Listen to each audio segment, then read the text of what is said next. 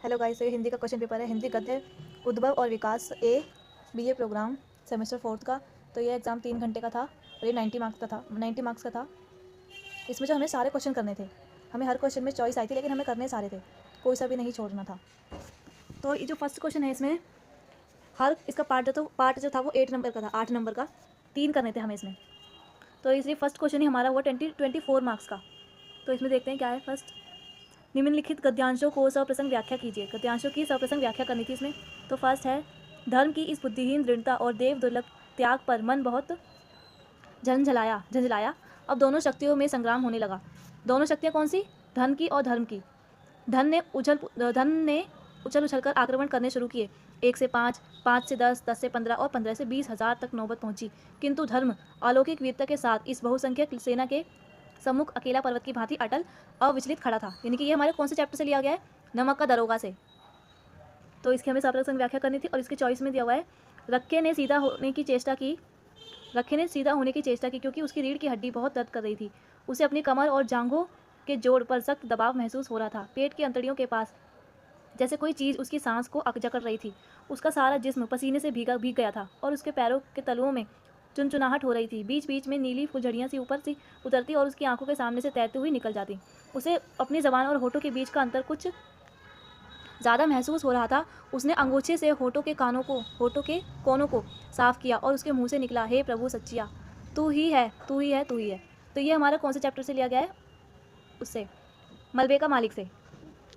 तो हम फर्स्ट में से इन दोनों में से चॉइस थी। उसमें सेकंड है, मनोविकारों या भावों की अनुभूतियों परस्पर तथा सुख या दुख की मूल अनुभूति से ऐसे ही भिन्न होती है जैसे रासायनिक मिश्रण परस्पर तथा अपने संयोजक द्रव्यों से भिन्न होते हैं। विषय बोध की विभिन्नता तथा उससे संबंध रखने वाली इच्छाओं की विभिन्नता के अनुसार मनोविकारों की अनेक रूपता का विकास होता है। यानी वो हानि का दुख के कारण में हानि या दुख पहुँचाने की चेतना वृत्ति या पता पाने पर हमारा काम उस मूल अनुभूति से नहीं चल सकता जिसे दुख कहते हैं, बल्कि उसके योग से संगठित क्रोध नामक जटिल भाग की आवश्यकता होती है।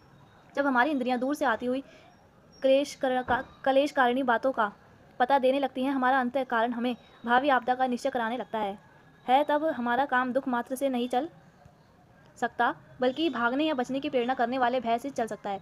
इसी प्रकार अच्छी लगने वाली वस्तु या व्यक्ति के प्रति जो सुखानुभूति होती है, उसी एक प्रत्यावन प्राणी नहीं रह सकता, बल्कि उसकी प्राप्ति, रक्षा या संयोग की प्रेरणा करने वाले लोभ या प्रेम के वशीभूत होता है। और इसकी चॉइस में था, मोरे राम को भीजो मुकुटवा, लक्ष्मण के पटकवा, मोरी सीता के बीजों से नरवा, ते राम घर लौट ही। और इसमें है, मेरे राम का मुकुट भीग रहा होगा, मेरे लखन का पटकवा यानी कि जो दुपट्टा था भीग रहा होगा, मेरी सीता की मांग का सिंदूर भीग रहा होगा, मेरे राम घर लौट आते।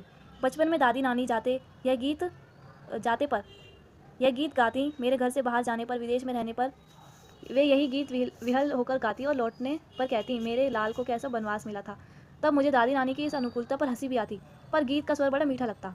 हाँ, तब उसका दर्द नहीं छूता, पर इस प्रतीक्षा में एकाएक उसका दर्द उस ढलती रात में उभर आया और सोचने लगा, आने वाली पीढ़ी पिछली पीढ़ी की ममता की पीड़ा नहीं समझ पाती, और पिछली पीढ़ी अपनी संतान के संभावित संकट ही की कल्पना मात्र से ही उद्विग्न हो जाती है। मन में यह प्रतीति ही नहीं होती कि अब संतान समर्थ है बड़े से बड़ा संकट झेल लेगी। तो इसमें ये सेकंड था। इन दोनों में से चॉइस, इनमें से कोई एक करना था।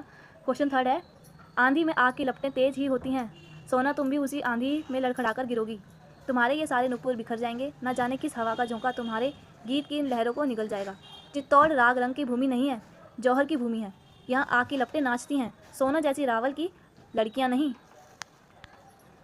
और इसकी चॉइस में था, मझोले कद तथा उस समय की कृषि देह यष्टि में कुछ ऐसा उम्र या रौद्र नहीं था जिसकी हम वीर गीतों की कवित्रियों में कल्पना करते हैं। कुछ गोल मुख, चौड़ा माथा, सरल भ्रिकुटियाँ, बड़ी और भाव स्नान आँखें, छोटी सुडोल नासिका यानी कि नाक, हंसी को जमा कर गड़े हुए से होठ और दृढ़ता सूचक टुड्डी, सब कुछ मिलाकर एक अत्यंत निश्चल कोमल उदार व्यक्तित्व वाली भारतीय नारी का ही पता देते थे। उस व्यक्तित्व के भीतर जो बिजली का छंद था, उसका पता तो तब मिलता था जब उनके निश्चित लक्ष्य के भीतर में कोई बाधा आ उपस्थित होती थी। तो इन दोनों में से कोई एक करना था। और क्वेश्चन सेकंड है, हिंदी कहानी के विकास के विभिन्न चरणों पर एक लेख लिखिए। हिंदी के विकास पर के जो चरण थे उनके ऊपर लेख लिखना था। और इसकी चॉइस में था, हिंदी संस्मरण विधा की विकास यात्रा का विवेचन कीजिए। तो एक क्वेश्चन ये था 15 नंबर का, 15 मार्क्स का एक क्वेश्चन। क्वेश्चन थर्ड है, नमक का दरोगा कहानी का प्रतिपाद्य लिखिए। और इसकी चॉइस में था, मलबे का मालिक कहानी के आधार पर अब्दुल गनी की चारित्रिक विशेषताओं पर प्रकाश डालिए। अब्दुल गनी का कैरेक्टरिस्टिक बताना था इसमें। तो अब्दुल गनी जो था वो अच्छा आदमी था। क्वेश्चन 4 है हमारा, मेरे राम का मुकुट भीग रहा है निबंध की मूल संवेदना को स्पष्ट कीजिए। और इसकी चॉइस में था भाव या मनोविकार, निबंध का आलोचनात्मक विश्लेषण कीजिए। और इसमें क्वेश्चन 5 है, पन्ना की चारित्रिक विशेषताओं का उल्लेख कीजिए। और इसकी चॉइस में है, पाठ्यक्रम में निर्धारित रेखाचित्र में सुभद्रा की जिन चारित्रिक विशेषताओं को उजागर किया गया है उनका प्रतिपाद्य कीजिए। क्वेश्चन 6 है, ये 6 नंबर का था, इनमें से कोई एक करने थे, किसी एक पर टिप्पणी लिखिए। तो भारतेंदु युगीन निबंध, और सेकंड है हिंदी व्यंग्य विधा।